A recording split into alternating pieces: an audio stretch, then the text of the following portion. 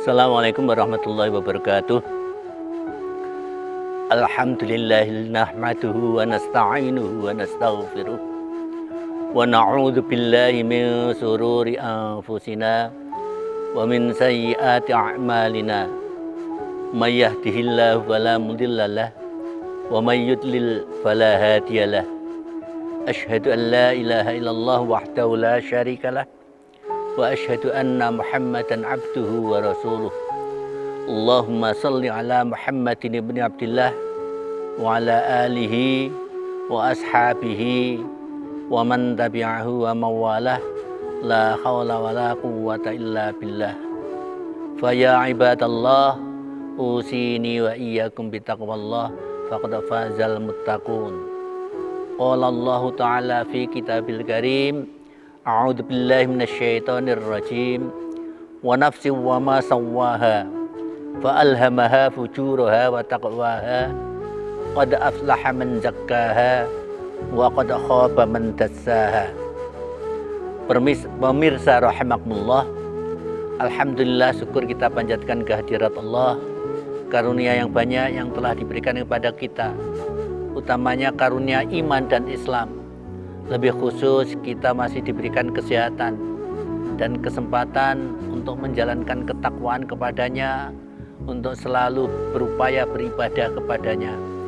Mudah-mudahan dengan syukur ini karunia kenikmatan selalu ditambahkan kepada kita, terutama kita diberikan sabatul iman, teguhnya iman sampai pada akhir kehidupan, sehingga toh nanti kalau toh kita mengakhiri kehidupan dalam keadaan husnul khotimah. Pemirsa rahimakumullah, untuk bisa kita husnul khotimah, maka kita menjalani kehidupan itu perlu ketakwaan. Nah, pada potensi manusia itu ada beberapa potensi. Ada ruh, ada akal, ada rasa, zaukun, atau ada nafsu. Dan yang paling susah untuk diajak taat adalah yang namanya nafsu. Kalau kita terjemahkan adalah keinginan-keinginan. Maka Allah berfirman, wa nafsi wa ma sawwaha. Di dalam diri manusia ada suatu nafsu. Yang nafsu ini bisa kita didik, bisa kita arahkan. Fa'alhamaha fujuraha wa taqwaha. Bisa diilhamkan kepadanya suatu keadaan yang fujur, kerusakan, wa taqwaha, dan bisa diajak untuk bertakwa.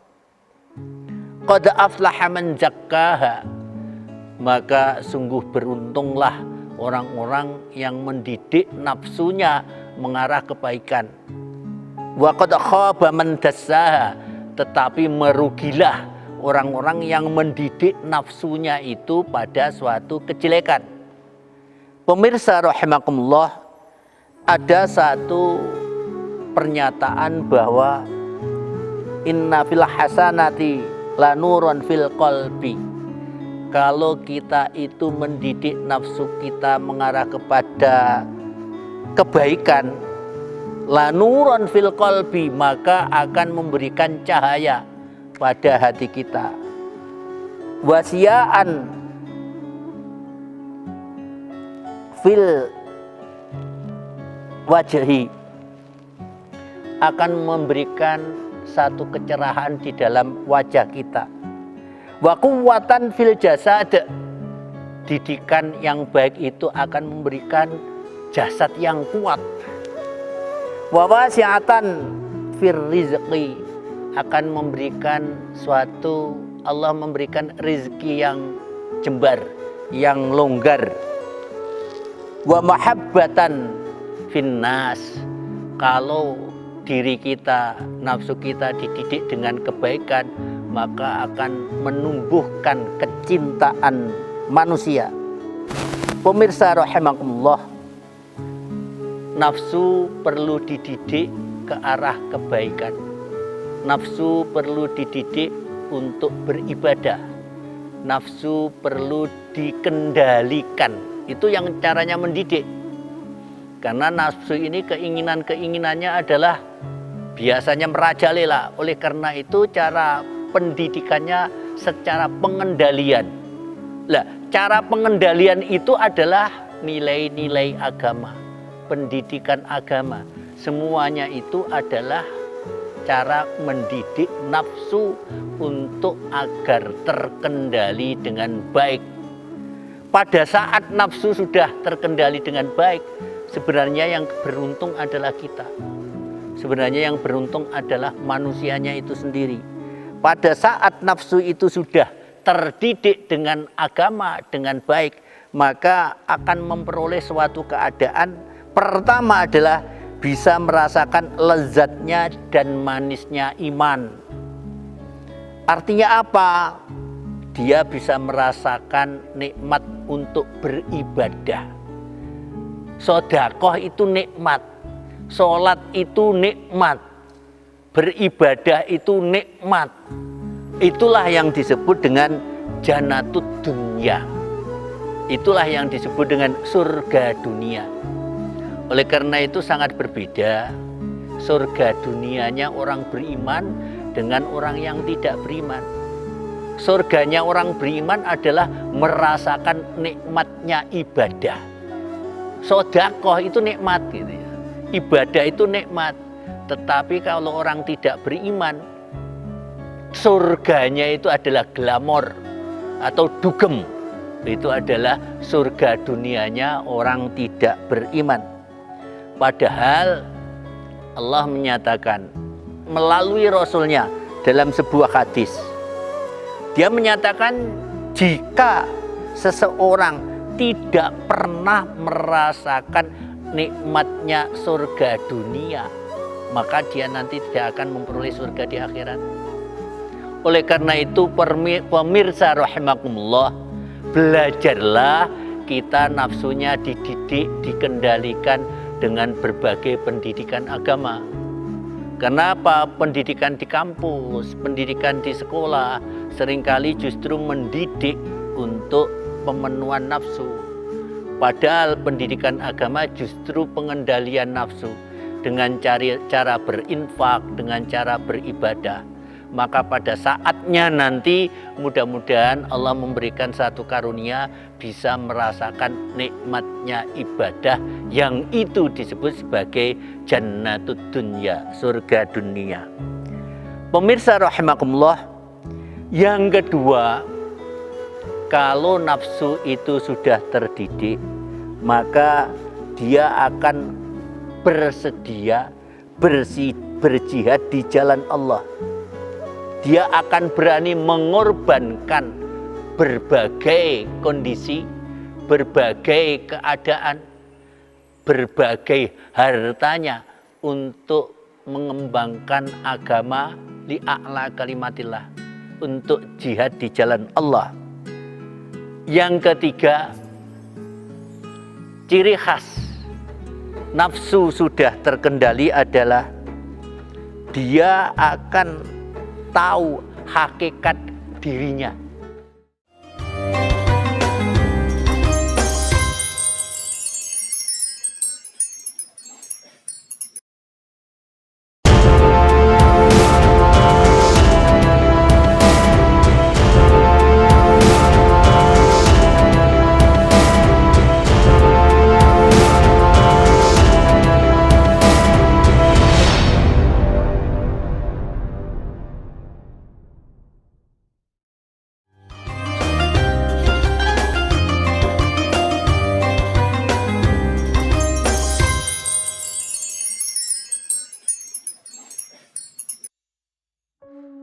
Pemirsa rahimakumullah, yang kedua, tanda bahwa nafsu kita telah terdidik adalah kita rela berkorban, berjihad di jalan Allah.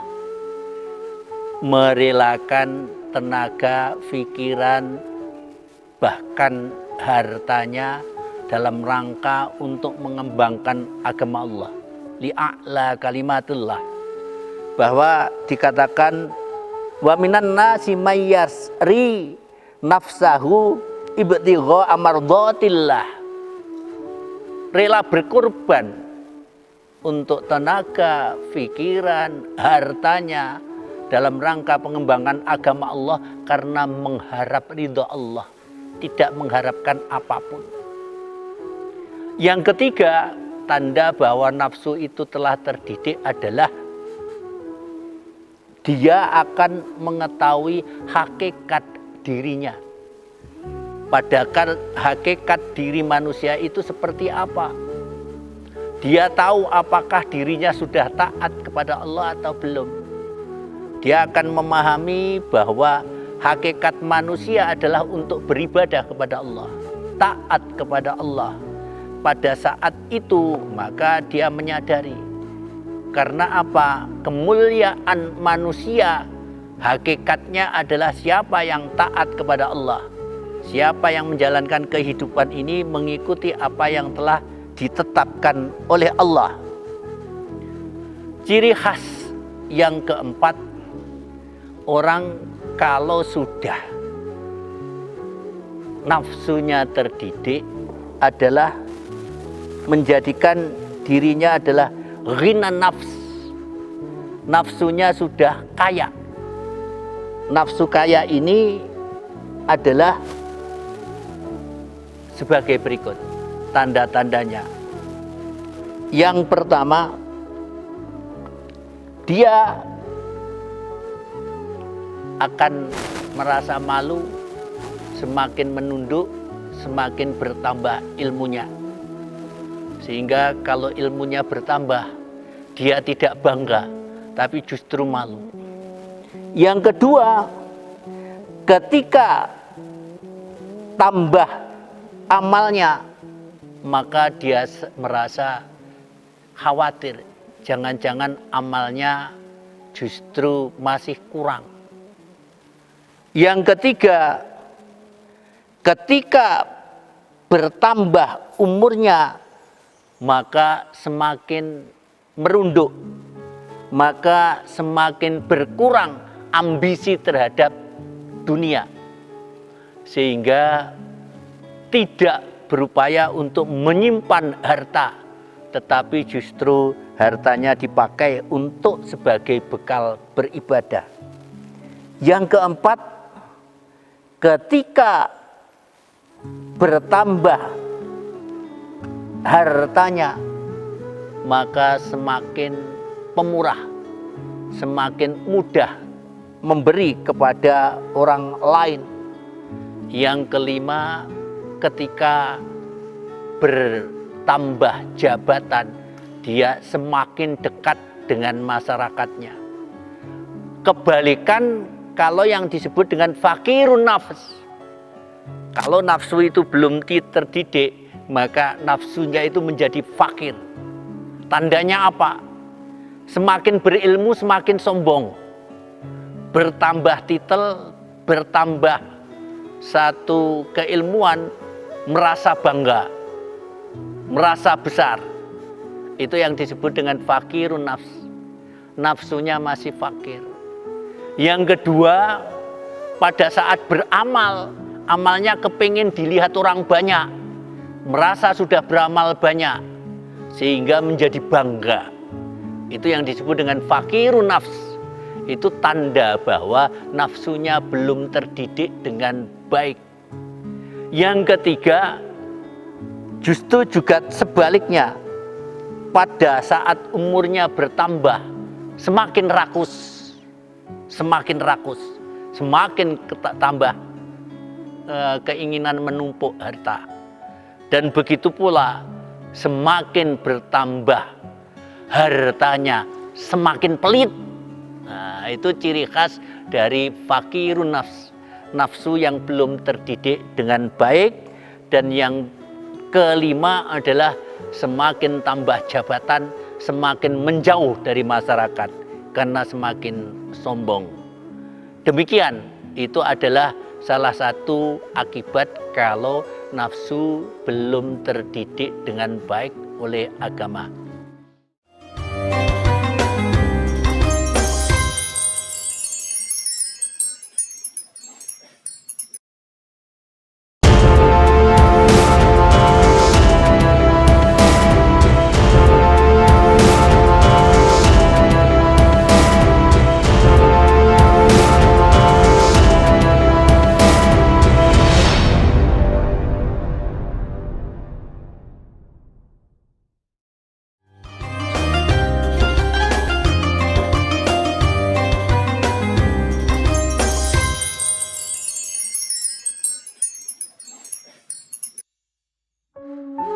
Sebaliknya, kalau nafsu itu belum terdidik dengan baik, maka tentu mempunyai ciri khas sebaliknya juga.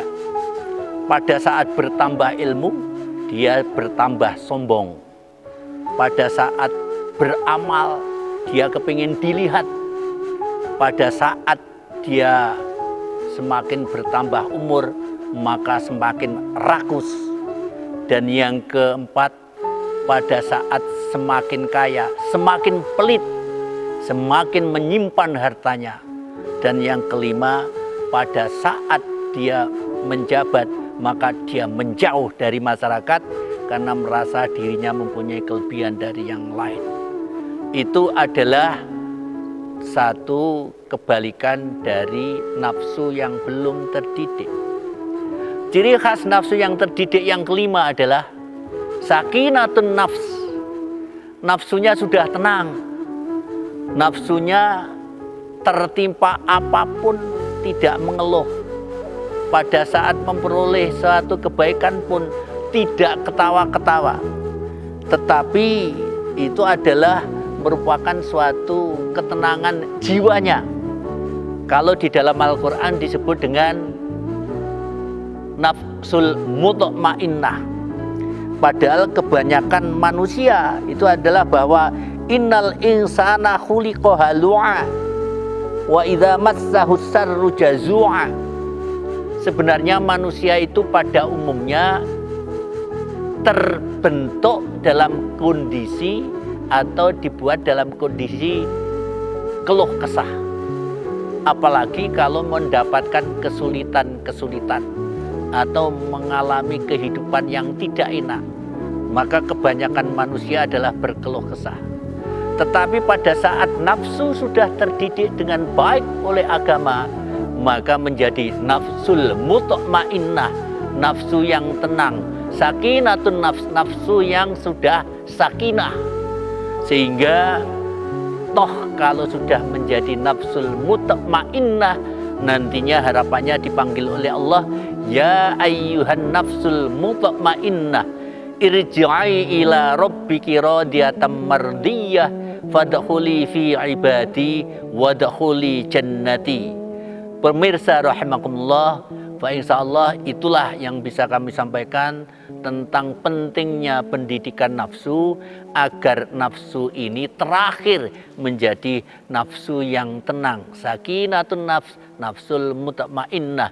Mudah-mudahan kita semuanya nafsu kita mulai terdidik dengan baik, dengan nilai-nilai agama, sehingga kita menjalankan ketaatan dalam kondisi sakinah pada nafsu kita, atau yang disebut dengan sakinatul nafs. Kalau di dalam Al-Quran disebut dengan nafsul mutmainnah. Kurang lebihnya mohon maaf. Billahi taufik wal hidayah. Wassalamualaikum warahmatullahi wabarakatuh.